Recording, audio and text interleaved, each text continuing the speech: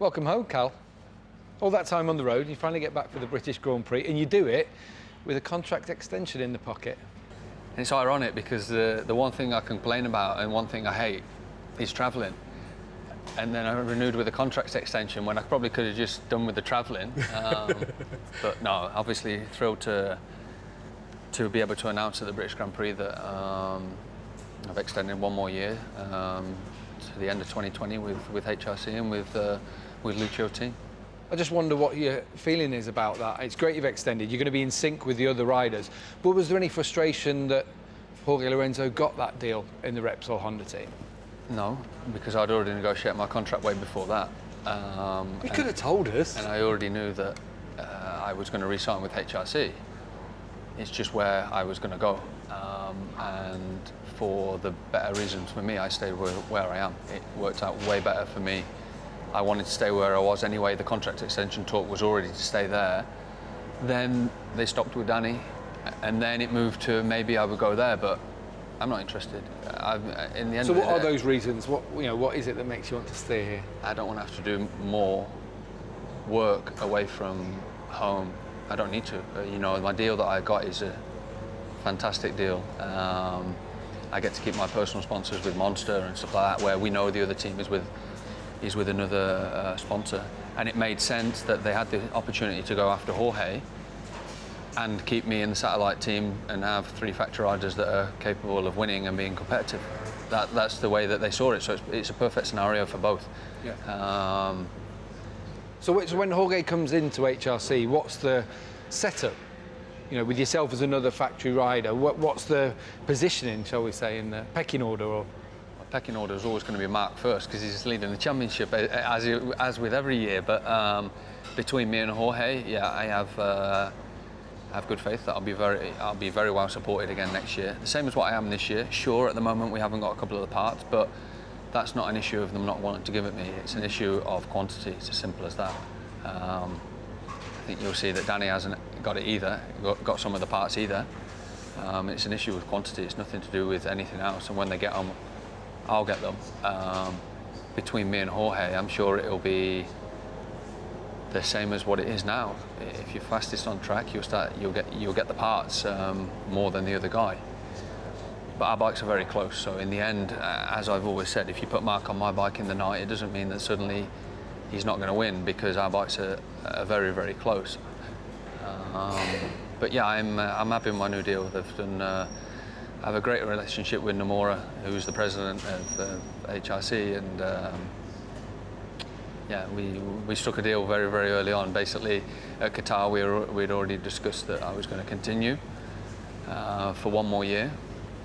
And then Argentina, I suppose, was a bit of an icing on the cake to smooth that deal through. Well, that was bargaining power. So yeah, everything was done a long time before that. It just then obviously took a turn when they realised they were not going to keep Danny. Right.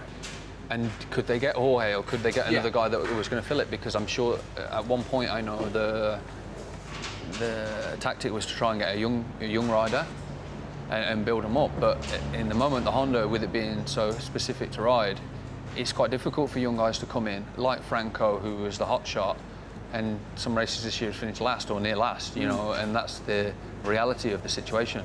Yeah, so I was going to ask that. How happy are you with things at Honda? You've won a race, you've had some good 4th places, and the run since Le Mans, only the blip was Germany.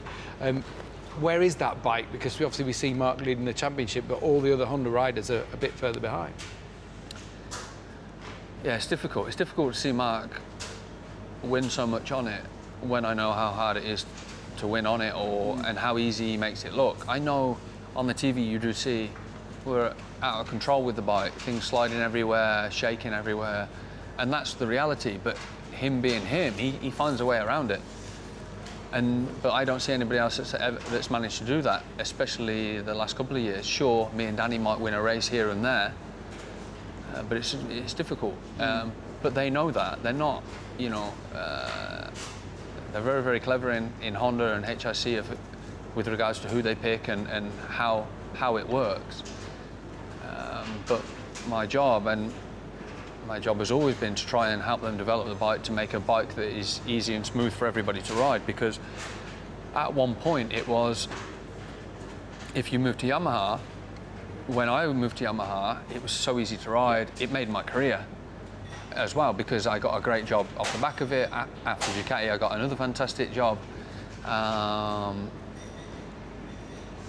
But now the Ducati seems to be the bike as well to be able to come in and ride easily. Because you look at Jack and Tito and these guys who, I'm not saying couldn't do anything on the Honda, but really struggled. And they jump on the Ducati and they think it's bliss, you know, they think that it's the easiest life they've ever had. So trying to get Honda to come a little bit that way, but we don't want to lose our strong points. And our strong points is that Marc wins the championship every year. So obviously there is a way to win with the bike. And I've won some races, Danny's won many races with the Honda in many years. So they're doing a good job. Honestly, they're doing a good job, but we need to improve for next year. You were testing out at Misano during the week. Are you going to get this new carbon fibre swing arm that you've been talking about? Is that something that's come out of it? No, I won't get it. And I won't get it this weekend. Of course, I wanted it this weekend more than any other weekend. But like I told you a couple of weeks ago, there was, it's a long story and I can't go into the ins and outs of it, but Bradl had one for the simple reason of it was a different thing. But then he crashed it. So, and you know, as I told you, the parts that we haven't got on the bike are just about time. Yeah.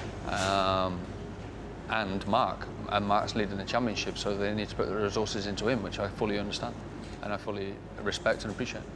You said you desperately wanted it here this weekend, Silverstone, the British Grand Prix. It wasn't always kind to you in the first few years of MotoGP here, but the last couple, you know, it was pole position the year before. That was onto the podium then, 3rd to 4th here a year ago.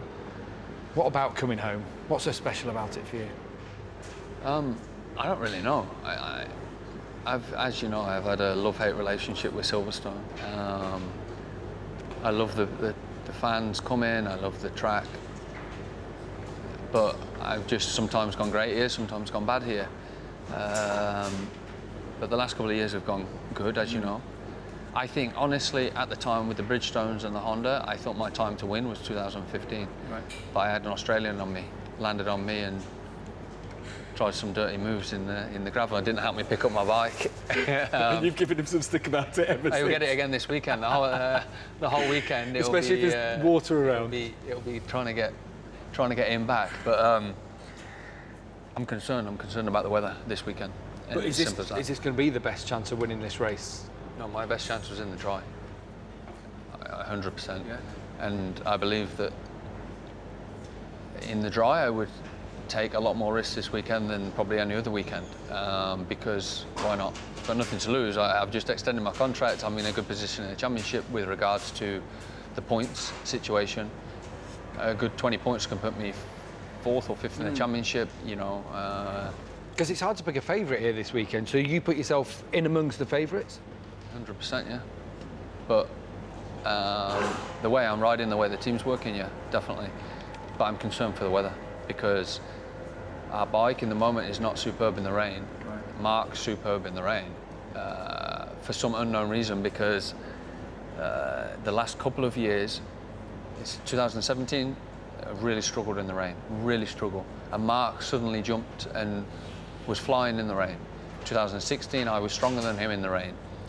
So it was a strange year last year in the rain, and this year in the rain, I feel okay, but not fantastic. So I'm not concerned to race in the rain. Of course, I'll give 100% and still try and win. There's no doubt about that. But in the dry, I think we had a very, very, very good chance this weekend. Which is great for all of us to hear. But from a British perspective, it looks like next year you are going to be the only Brit in MotoGP, with Scott and Bradley not around. What does that make you feel? Is it pressure in one way that you're the only rider, or disappointment that you haven't got any compatriots there? I think I had 1 year or 2 years when I was the only British rider as well. It's a shame for here at Silverstone, because you see the fans, they don't just come for me. A lot of them do, sure, and I really appreciate that, but they come to watch good racing, they come to support the other British riders. All I can say is that I hope they turn their attention to support Sam in Moto2, of course, if I am the only British guy on the grid next year. And it's a shame for Brad to not be riding. He's done a great job over the years. I think he's an underestimated rider. You have to be fast, and if you're not fast enough for half a season, 1 year, then it can easily, you know, make the career not stop, but not happen in this championship. And I think he's a good enough rider. He just wasn't fast enough at the right time in 2 or 3 races, and that's the way. That's how cutthroat this business is. Because if he would have beaten Paul in them couple of races, or did something a tiny bit different at the start of the year in pre-season, and he is fast enough, it's just at that time. That's how cut and thrust it is, you know. As I said, and it's a shame. But Brad's my friend, as you know, and I always wish him well, and I'm sure he will continue to do a fantastic job in motorcycle racing, whatever he decides to do. But as far as I'm concerned, he shouldn't be stopping racing, you know, at all. He should get a seat somewhere and continue his career because he's fast enough. Cal, we wish you all the best for the British Grand Prix. I know we did the pillion lap earlier this year and your results have picked up since then. Obviously, some of the advice I gave you from sitting on the back there has paid off, and hopefully some of the advice on the lines around Silverstone. I've been helping Hodgie with his, obviously, over the last couple of years, so hopefully it'll rub off on you this weekend. I don't know if that German race was straight after, but I fell off. Maybe I was looking for the extra weight that was on the back of the whole... A lot of it as well. They stiffened up that rear suspension too much. Well, I pushed the front a lot into that corner down the hill. Didn't stop. I was expecting a bit more rear digging in. But you weren't the biggest guy I had on that day anyway. We'll mention no names. Cal, all the best for the weekend. Let's hope it is, as you say, a big British Grand Prix for you. Cheers, mate. Thanks. Thank you. Cheers.